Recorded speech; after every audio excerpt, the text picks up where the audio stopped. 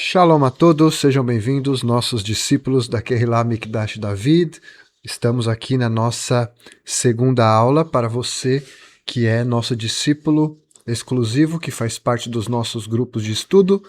Estamos disponibilizando esta aula especial para dar uma elucidação melhor sobre o guia completo que você recebeu aí também no grupo, no PDF, onde tem todas as informações. É um PDF altamente completo para que você tenha todas as informações necessárias de como se preparar e também como você celebrar o Seder de Tu B'Shvat. Como nós vimos na primeira aula, que foi ministrada pelo Rav Yitzhak, ele trouxe uma elucidação e um aprofundamento no campo mais moral e também profético do que significa Tu B'Shvat, o que significa o Ano Novo das Árvores e por que celebramos. E esta aula ela é uma aula um pouco mais prática, que você inclusive pode até acompanhar juntamente com o PDF. Eu aconselharia você assistir juntamente com o PDF para ficar melhor a compreensão de algumas coisas que nós iremos falar aqui.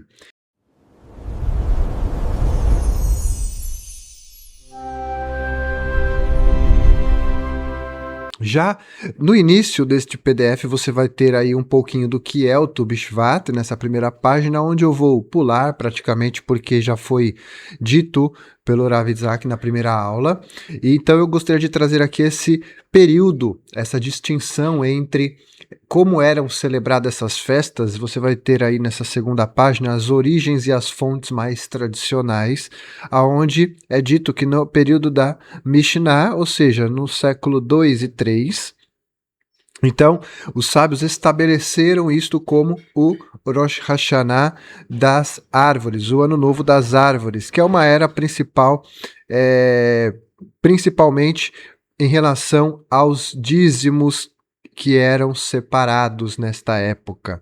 Então, além do momento espiritual, onde é tratado sobre a seiva, né, que é quando a seiva começa a subir para as árvores, né, para as plantas, então é o momento de semeadura, é o momento onde você vai começar a semear. Então, os dízimos, né, no caso, na época havia os dízimos dos frutos, mas hoje você ainda tem os dízimos, os maserot, até mesmo em forma financeira, que é o que nós, inclusive, trazemos como um aspecto mais moral, como se você estivesse redimindo a parte financeira. Por quê? Desde antes mesmo da lei ser dada para Moisés, nós sabemos que o Maaser ele era muito enfatizado, inclusive nós vemos isso nos relatos da Torá em Gênesis, antes mesmo de a Torá ter sido entregue. Então nós vemos Abraão lá no cenário onde aparece com Melquisedeque. Nós temos também o nosso patriarca Jacó, aonde ele vai fazer ali uma espécie de, como que um voto para com Deus. Se tu me deres pão para comer, roupa para vestir, e me trouxerem paz à casa de meu pai novamente, dar-te-ei 1/10 de tudo. Então ali, antes mesmo de ser propriamente dito uma lei da Torá, já existia esse princípio. Este princípio ele está enfatizado na Torá e principalmente relacionado ao Maaser. Por quê?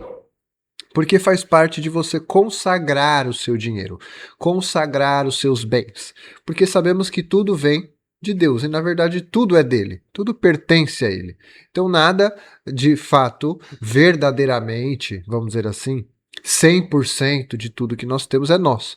Nós sabemos que 10% sempre deve ser devolvido a Deus. Então, não é o fato de você dar o dízimo. Na verdade, você está devolvendo parte que seria uma consagração, porque costumamos sempre dizer assim, o mesmo dinheiro, né, tratando hoje no aspecto mais atualizado, né, o mesmo dinheiro que passa pela mão, por exemplo, da prostituta, o mesmo dinheiro que passa na mão, às vezes, do bandido, vamos dizer assim, notas, né? Hoje em dia nós temos Pix, nós temos informações mais atualizadas, mas vamos dizer em nota.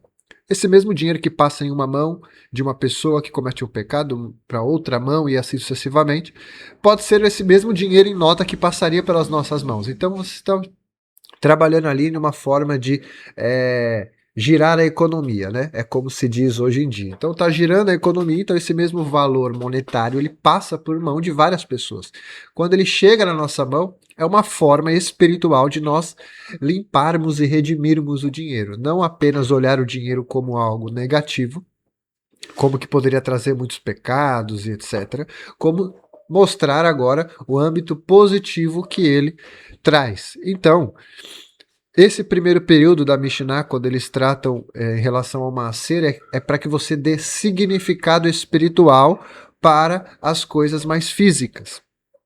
Então, quando a gente passa já desse primeiro período, nós vemos ali agora o período medieval, aonde você vai ver ali que está escrito aí, durante os séculos, Tu Bishvat foi observado de uma forma simples, principalmente através do costume de comer frutas de Israel. Era uma maneira da comunidade na diáspora manter a conexão com a Terra Santa, ou seja, a partir do período da Mishnah ali no início, os sábios eles estavam dentro da terra de Israel. Mas depois que a gente soube que houve a destruição do templo e que o povo judeu teve que ir para a diáspora, para fora de Israel, a forma de lembrar da terra de Israel e louvar a terra de Israel através dos frutos, porque nós vemos isso, inclusive na própria Bíblia Sagrada, que é lá em Deuteronômio. No livro de Deuteronômio vai dizer que existem 7 espécies de frutos pela qual a terra de Israel é louvada, ou seja, é uma forma de nós nos conectarmos com a terra de Israel, com Eretz Israel. Então não basta apenas você comer um fruto como você estivesse comendo qualquer outro fruto da diáspora. Você traz a introspecção e você está se conectando com a terra de Israel, a terra sagrada, no ato do Seder de Tu Bishvat.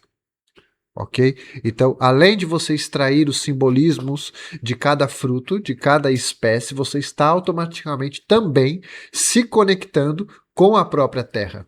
Então, isso é um fator simbólico muito importante no momento de comer os utensílios. É uma kavaná a mais que nós devemos trazer nesse momento. Depois, quando chegamos ali por volta do século 15, 16, mais ou menos, os cabalistas que viviam na terra de Tzfat, que hoje nós conhecemos, né, como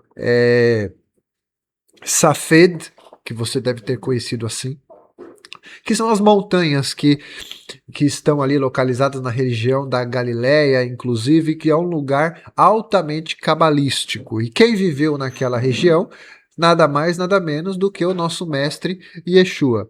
Nós vemos que Yeshua ele nasce em Belém, em Beit Lechem, que em hebraico significa casa de pães, e ele precisa sair do seu local de nascimento, porque ouviu dizer que Herodes estava buscando matar todas as crianças.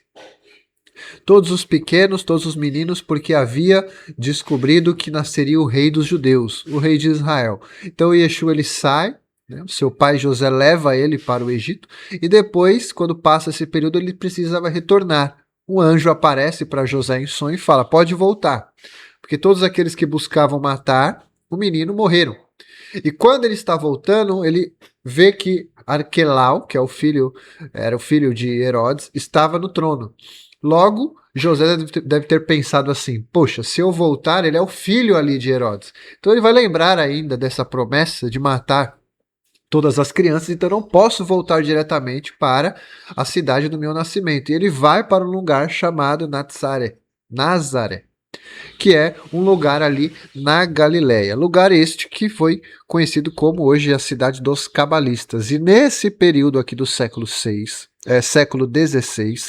é quando os cabalistas eles começam a criar o que nós conhecemos como Seder cabalístico, que é o que nós temos hoje aqui como base. Esse material ele é baseado no Seder cabalístico que foi moldado pelos sábios. Aonde esse ceder, o que significa a palavra ceder, vem da palavra, significa ordem. Tanto que nós temos um livro que nós utilizamos para as orações, que é chamado de Sidur. Perceba, Sidur ou ceder tem a mesma raiz, significa ordem. O Sidur é a ordem das orações. O ceder é uma ordem de um ritual cabalístico de determinada festa. Então ele é muito baseado no ceder de Pessach. ou seja, o Seder da Páscoa judaica. E nesse Seder, nós vemos ali que nós tomamos 4 cálices, ok? São 4 cálices de vinho. Então, os sábios também fizeram uma espécie de metáfora, né? Um paralelo aqui, mostrando que nós também deveríamos ter 4 cálices dentro do Seder de Tu B'Shvat. Mais à frente aqui, eu vou explicar de fato qual é a diferença do Seder de Pessach, no caso os 4 cálices, para o Seder de Tu B'Shvat.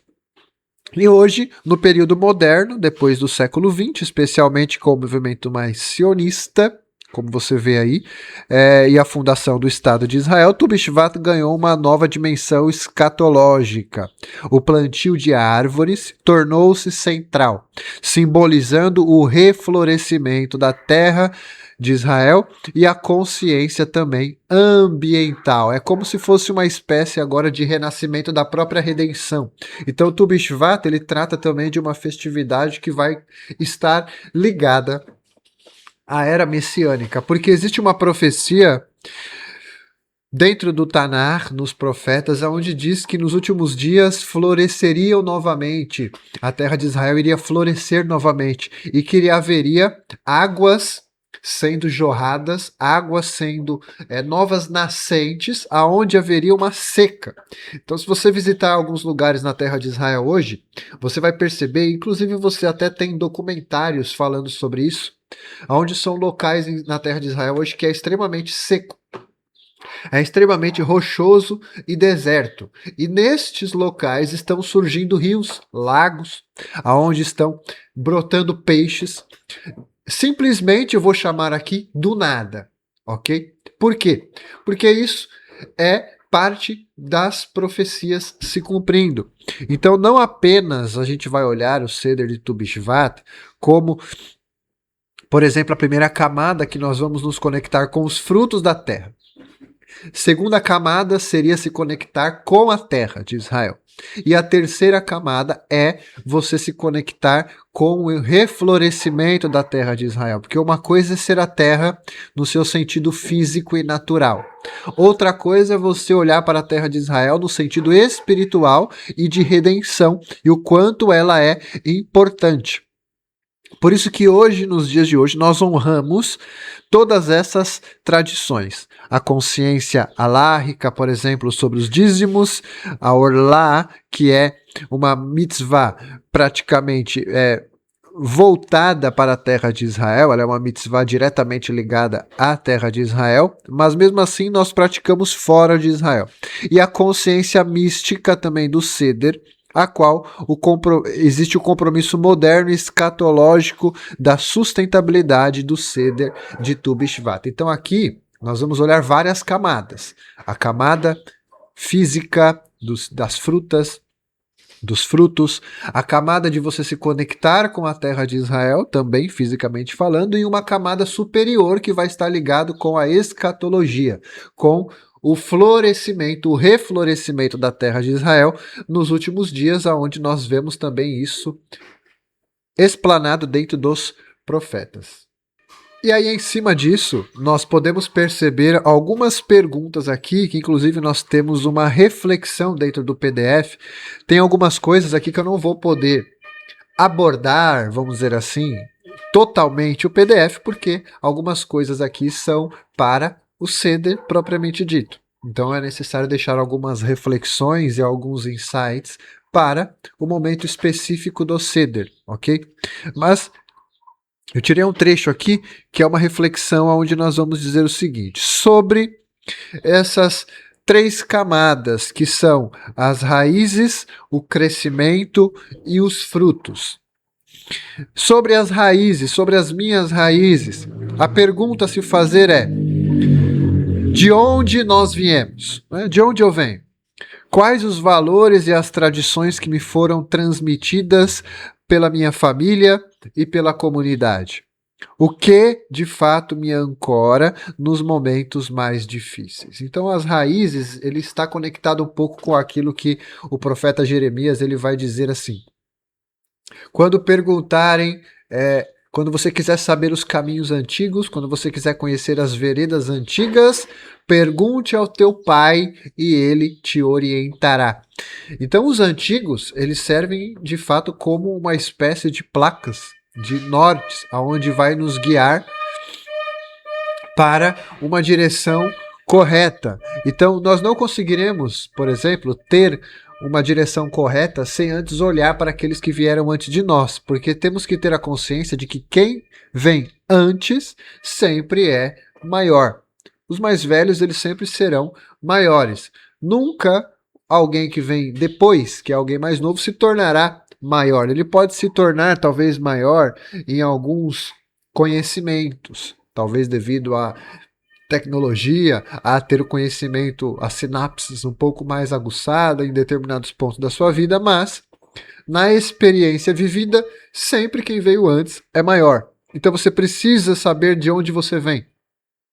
Quais são os valores e as tradições que você carrega e que a sua família traz para você. O segundo ponto é o meu crescimento. E a pergunta é: em quais áreas da minha vida eu estou crescendo atualmente? Quais os desafios que eu estou enfrentando e que eles me fortalecem? Quais esses desafios? Não os desafios, muitas das vezes, que fizeram você cair. Você até olha para que você possa não cair mais. Mas nós devemos olhar agora para qual fase da nossa vida que nós estamos crescendo, que estão nos fortalecendo. Como eu posso me nutrir melhor, fisicamente, emocionalmente e espiritualmente? E por último, os meus frutos. Quais as contribuições positivas que eu estou oferecendo ao mundo? Cada ser humano, cada pessoa deve fazer essa pergunta para si mesmo. O que eu estou colaborando para o crescimento do mundo? Quais são os frutos, entre aspas, que se podem traduzir como ações, bondades, conhecimento? O que eu estou compartilhando com os outros? Qual é o legado que eu estou deixando a partir de então? Porque se nós olharmos para a Torá, para a Bíblia Sagrada, nós vemos nos personagens bíblicos que a maior preocupação de todos eles era com o legado. O que ele deixava de legado para a sua própria geração? Moisés, antes de falecer, reúne o povo e faz um discurso. E Yeshua, quando ele ressuscita, ele chama os seus discípulos e ele vai encontrando um a um, até que um deles ele sopra neles e diz: recebei o Ruach HaKodesh. É como se ele estivesse dando uma transmissão, é como se ele estivesse agora transmitindo um legado para que outra pessoa pudesse continuar o seu trabalho. Então isso é muito importante, porque isso trata de duas questões: na responsabilidade e na continuidade e renovação de um processo. Isso está totalmente conectado com o Tu B'Shvat, porque primeiro você tem a responsabilidade ambiental, porque ela vai nos lembrar do conceito que existe na Torá de proibir, da proibição de destruir, por exemplo, coisas de forma desnecessária. Então a Torá ela vai proibir lá em Deuteronômio, Devarim, capítulo 20, versículo 19, ela vai dizer assim: ela proíbe cortar árvores frutíferas mesmo durante a guerra. Isso vai nos ensinar que nós devemos preservar os recursos que sustentam a vida. Esta é uma lei antiga, mas ela tornou-se fundamental para toda a ética ambiental. Por quê? Porque no mesmo livro da Torá, em Deuteronômio, é dito que os homens são como as árvores do campo. Logo, você não pode matar um ser humano, você não pode destruir um homem. Assim como você também não pode destruir uma árvore. A Torá vai proibir você destruir uma árvore, uma árvore frutífera, nesse caso. Por quê? Porque se alguém está dando fruto, por que você está cortando ela? É diferente de uma árvore que não é frutífera. Então, Yeshua também ele vai dizer: eu vejo homens como árvores. Ou seja, a comparação da humanidade com as árvores, ela é muito forte. Então, de alguma forma, nós temos a responsabilidade ambiental que isso vai representar também uma responsabilidade coletiva. Ou seja, os nossos irmãos são árvores ao nosso redor. E se são árvores frutíferas, nós não podemos destruí-las, nós não podemos cortá-las. E Yeshua ele vai ensinar que a única árvore que seria cortada seriam as árvores que não dessem frutos. O próprio Yeshua fala isso. Aquele que não der fruto, meu Pai corta. Então, de quem é a responsabilidade de cortar essa árvore, caso seja necessário? De Hashem, e não nossa. Então não é nossa responsabilidade e nem nossa obrigação querer cortar pessoas da fé, por exemplo. Não podemos fazer isso. Isso é uma responsabilidade apenas do Eterno, apenas de Akadosh Baruch Hu. Nem Yeshua faz isso, porque Yeshua ele diz, a árvore que não der frutos, o meu Pai corta. Ou seja, não é ele que corta, é o Pai de Yeshua que é o nosso Pai. E a continuidade e a renovação espiritual, que uma árvore que vive por gerações, conectando passado e futuro. Quando plantamos uma árvore, criamos algo que beneficiará pessoas que nunca conheceremos. Por isso que o Talmud conta sobre Roni, um Rav, que viu um homem idoso plantando uma alfarrobeira. Quando esta árvore dará frutos? Perguntou. E ele disse, em 70 anos, respondeu o homem. Assim como meus antepassados plantaram para mim, eu planto para os meus descendentes. Ou seja, tem frutos na nossa vida que nós não vamos colher. Nós só vamos dar esses frutos, mas nós não vamos talvez desfrutar deles, vamos dizer assim, né? Colher talvez seria um pouco difícil, mas desfrutar deles, porque tem frutos que nós estamos produzindo, isso é materializado muitas das vezes nos filhos. Às vezes, nós vamos construir coisas que nós não vamos desfrutar. Talvez eu vou criar uma vinha que lá na frente meus filhos vão poder desfrutar dessa vinha. Talvez eu vou construir uma casa e que no futuro os meus filhos talvez desfrutarão dessa casa mais do que eu. Então tem frutos na nossa vida, eu trouxe aqui numa questão mais material, mas isso existe num campo mais ético e moral. Tem muitas coisas que nós fazemos hoje que elas só terão resultados lá na frente, não hoje. E isso é muito difícil hoje para a nossa geração compreender, porque é uma geração de pessoas ansiosas, é uma geração de pessoas inquietas, que elas querem plantar uma semente hoje e querem colher o fruto amanhã. Mas um fruto, para que ele dê o fruto, demora. Dependendo da árvore, dependendo da planta, isso vai demorar anos, como nós vimos nessa história, 70 anos, ou seja, uma vida inteira. Então, digamos que essa pessoa começou a plantar uma árvore quando ela já tinha 20 ou 30 anos. Daqui 70 anos, ela teria 100, pode ser que ela nem esteja mais viva. Mas ela tem a consciência de que outros vão desfrutar, assim como aqueles que vieram antes de mim também plantaram algo para que eu pudesse usufruir. Essa é a responsabilidade de Tu B'Shvat. É conectar o passado, o presente e o futuro, entendendo que nós somos apenas pessoas que estão aqui para colaborar e fazer a vontade do Eterno, a vontade do nosso Pai, não a nossa própria vontade. O Pirkei Avot diz isso, para aqueles que puderem acompanhar também uma aula do Rav Yehoshua Shalom, que ele deu nos últimos Shabbatot. Lá ele fala um pouquinho sobre isso, usando a ética do Pirkei Avot, que é suprima a tua vontade ante a dele. Ou seja, anule a sua própria vontade ante a dele, para que ele supra a vontade dele ante as das outras pessoas. Ou seja, Deus vai trabalhar a nosso favor quando nós também nos colocamos no nosso lugar e deixamos Deus trabalhar. É uma via de mão dupla. Isso se chama reciprocidade. E aí nós temos aqui os costumes mais práticos e mais comuns que nós encontramos dentro da festa de Tu B'Shvat, que é comer as frutas especiais. Esse é o primeiro costume. O segundo é plantar árvores.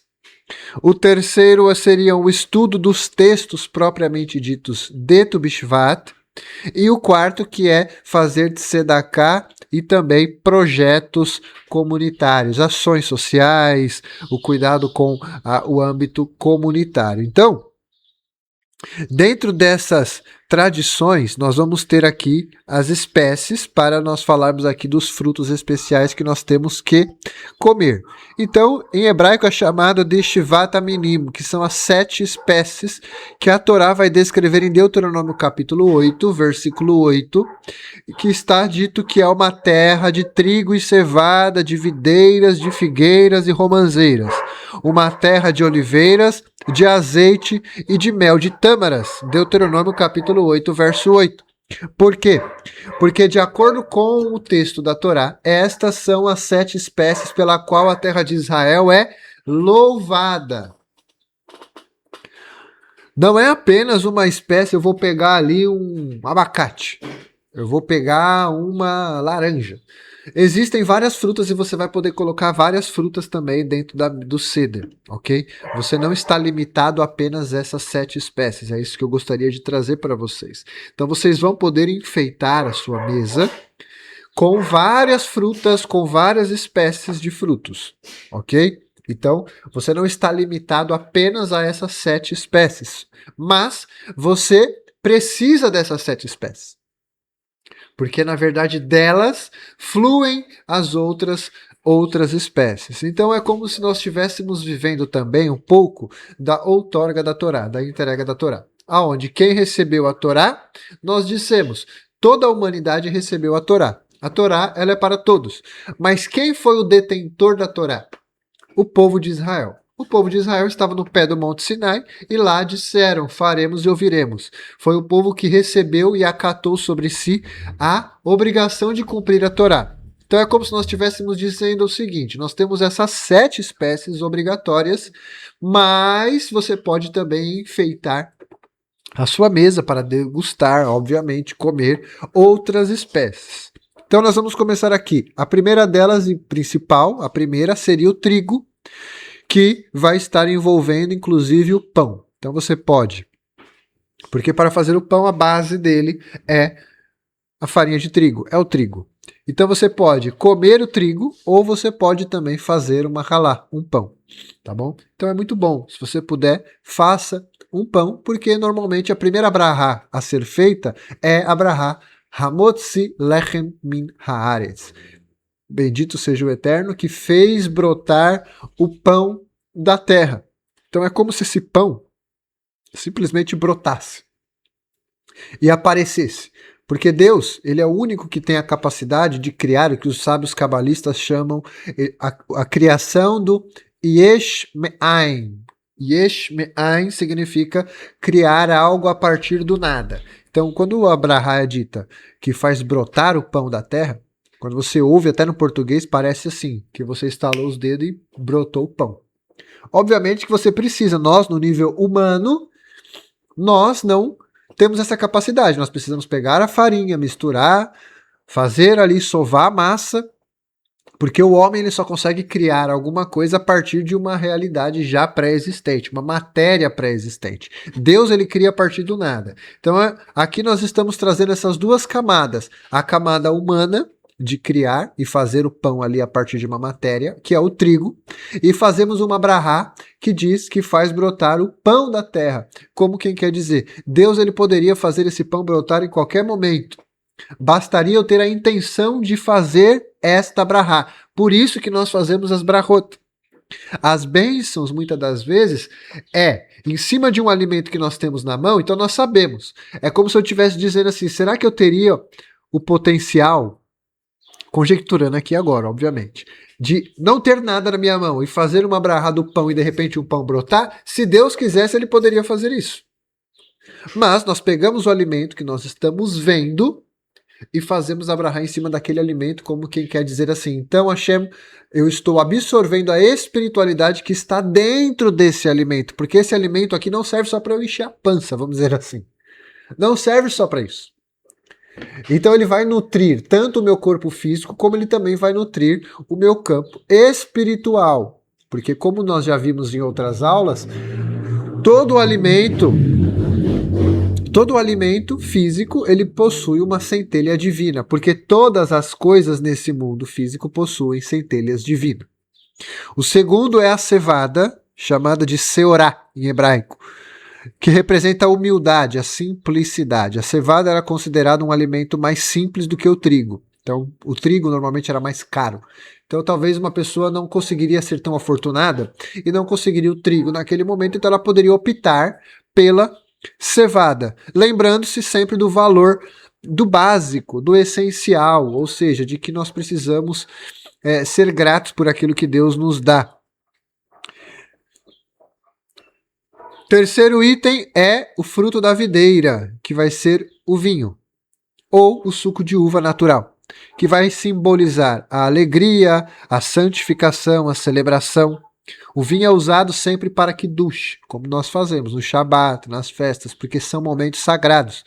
E eles representam uma elevação do físico ao espiritual. E como já sabemos, o vinho, quando você toma um bom vinho, nele está contido muitos segredos, porque a gemátria da palavra é 70, que é a mesma gemátria para a palavra sod, que é segredo. Então, quando se toma um bom vinho, claro que com moderação, apreciando o seu sabor, você consegue extrair a espiritualidade, os segredos mais profundos. E sobre o vinho, depois eu vou colocar mais abaixo, eu vou falar aqui das taças, porque tem um aspecto mais específico, não é apenas uma taça, como falamos no início, mas 4 taças, mas ela tem uma diferenciação entre elas, que eu já vou falar já já.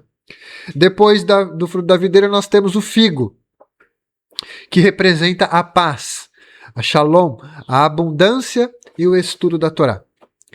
O Talmud vai comparar a Torá a uma figueira. Assim como os figos amadurecem gradualmente, o conhecimento também é adquirido ao longo do tempo. Não é algo momentâneo. Escuta a geração de hoje. Escuta a geração ansiosa.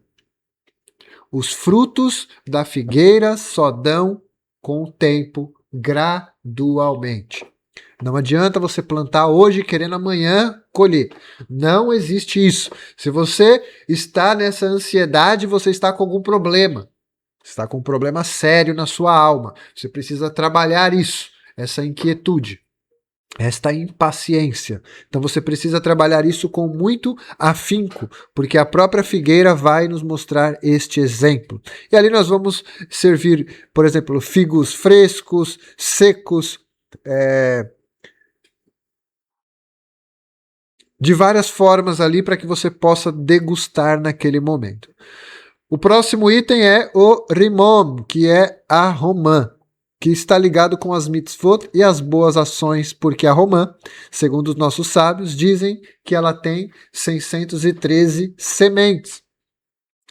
Claro que um dia você pode abrir essa romã e contar, e ver se realmente tem 613. Talvez você não vai encontrar 613, você vai encontrar 620, ou você vai encontrar 600, mas alguns dos sábios já encontraram 613 sementes dentro da romã. Então isso traz um fator simbólico, porque ela representa os 613 mandamentos da Torá e também representa a fertilidade e a abundância. O sexto é o zait, que é a azeitona, o azeite, né, que é extraído da azeitona, que representa a luz, a sabedoria, a paz. O óleo de oliva acendia a menorá do templo sagrado e representa a iluminação espiritual. E o ramo da oliveira simboliza a paz. Quem fala muito da oliveira é o apóstolo Paulo, Rav Shaul HaShaliach, onde ele vai dizer para que nós sejamos enxertados na oliveira. A oliveira também é comparada a Israel, ao povo de Israel, ou seja, é dele que saem os ensinamentos, tanto que o apóstolo Paulo ele vai dizer assim: você, sendo um zambujeiro, não te glorie sobre os ramos, porque não é você que sustenta esta árvore, mas é a raiz que te sustenta. Então o zambujeiro é uma espécie de galho seco, um galho que estava quebrado em algum lugar e alguém foi lá e juntou esse galho nessa árvore, nessa oliveira. Qual é o processo natural? Para que esse galho zambujeiro possa fazer parte e dar frutos, ele precisa se adaptar a essa oliveira. Ele não pode trazer de fora uma nova coisa para colocar nessa árvore. Não vai colar, não vai combinar. Nada desses ensinos que vem de fora vai combinar com aquilo que já é de Israel, com aquilo que já é da oliveira sagrada. E por último, a tâmara, que é a doçura, a retidão, porque a tamareira ela cresce alta e reta, simbolizando a pessoa justa. O mel mencionado na Torá não é o mel de abelha, tá bom? Ele é o mel da tâmara. Quando fala terra que emana leite e mel, não é o mel de abelha. Talvez você não saiba disso. Mas é o mel da tâmara, porque a tâmara ela é uma fruta muito doce e muito gostosa, mas quando você aperta ela, se você espremer também, você vai extrair ali uma espécie de mel. E aí nós chegamos aqui na parte da página de número 11. Chegando na página de número 11, nós vamos entrar aqui no Seder propriamente dito, de Tu B'Shvat, e você já vai perceber aí que você vai precisar, dentro deste Seder, as taças de vinho. Lembra que nós falamos ali dos 7 espécies de frutos? Uma delas é o fruto da videira. Só que dentro do fruto da videira, nós vamos ter ali os cálices, que são 4 cálices. Então você não vai ter apenas um cálice. Por exemplo, nas festas nós usamos um cálice de vinho tinto, ou suco de uva, kasher, e nós fazemos uma bênção. Boré Peri Hagefen, que criaste o fruto da vinha, e fazemos uma bênção da respectiva festa. Se é Shabat, abençoamos o Shabat. Se é a Páscoa, abençoamos a Páscoa. Se é Shavuot, abençoamos Shavuot, Pentecoste. Mas, nesse caso, nós vamos fazer essa bênção 4 vezes, porque nós teremos aí, como você pode observar no Seder, no seu PDF, 4 taças. E essas taças, elas são divididas nos 4 mundos, 4 olamot.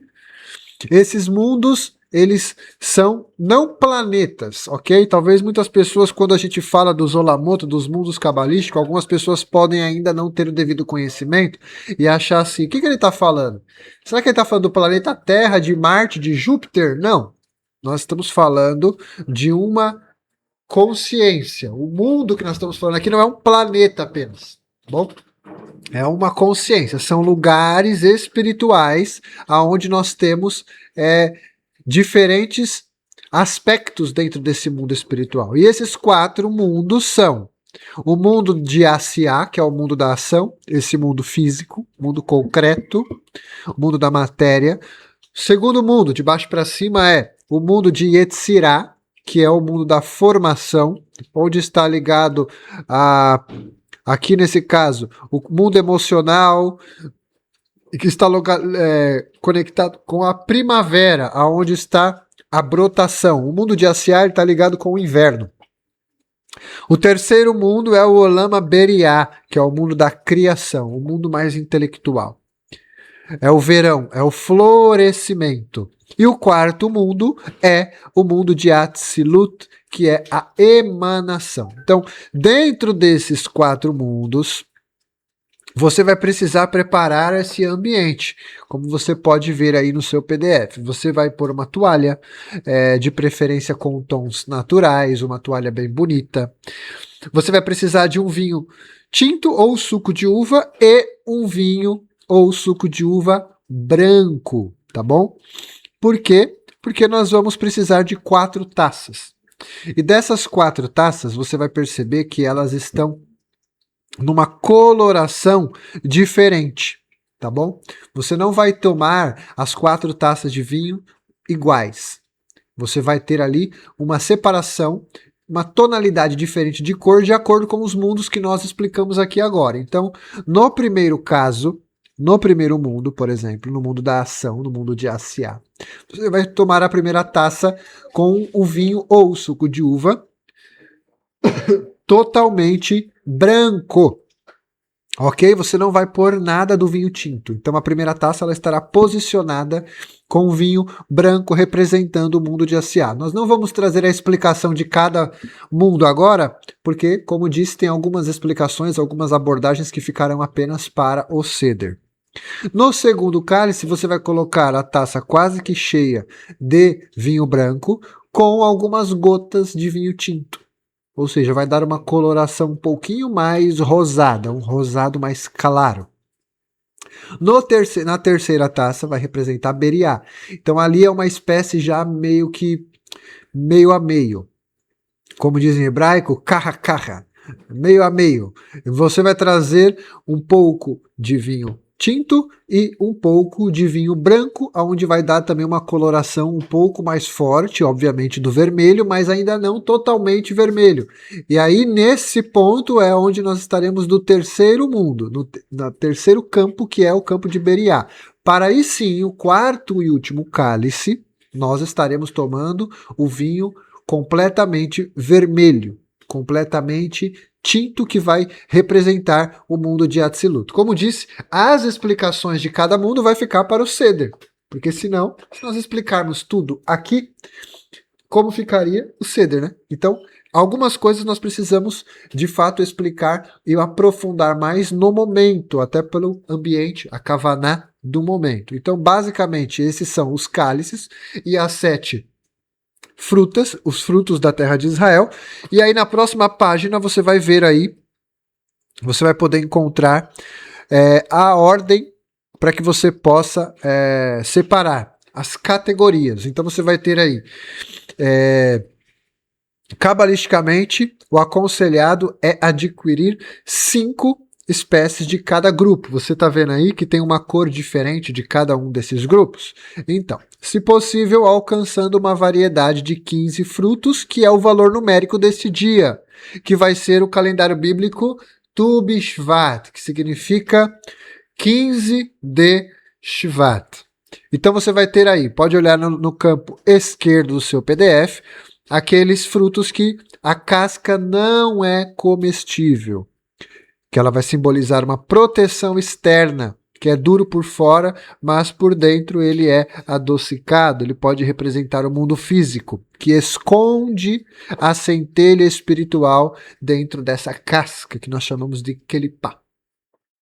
O segundo, esse do meio alaranjado, você pode ver que é o caroço não comestível.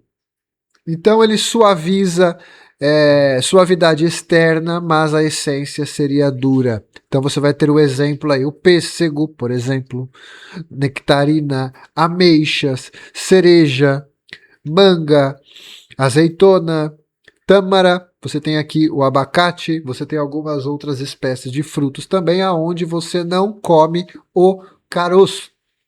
E a terceira, que é totalmente comestível, que não existem barreiras, ela representa o mundo espiritual mais elevado, onde tudo se transforma em luz e bondade. Aí no caso seria a uva, o figo, o morango, framboesa, mirtilo. Então nós colocamos aqui várias opções para que você possa ter opções para encontrar isso no supermercado quando você for preparar.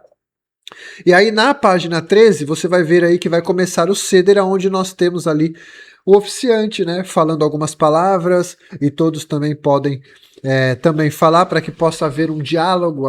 Estaremos sentados em uma mesa, é muito importante também que outras pessoas possam falar. Pulando essa parte do Seder, nós vamos lá para o final, aonde nós preparamos aqui, ó, um checklist. Lá na página 24, você vai ter um checklist. Então é importante que você olhe isso para que você se prepare. Nós temos ali, ó, categoria para os alimentos da casca não comestíveis, aqueles que os caroços não são comestíveis e aqueles que toda a fruta é comestível.